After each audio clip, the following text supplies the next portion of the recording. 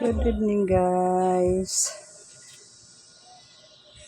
Flex ko lang po yung aking munting tindahan na simula nung nawalan ako ng trabaho. Ito na po pinagkakaabalan ko araw-araw.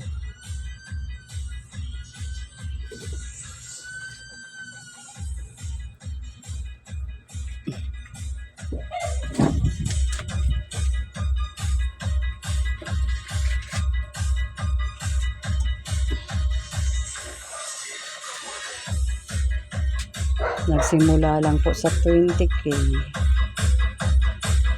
Tapos na unti-unti kong makumpleto. Sariling pera po. Wala pong utang.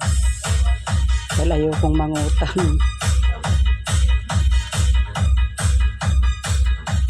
Ito po, nakakapagod minsan.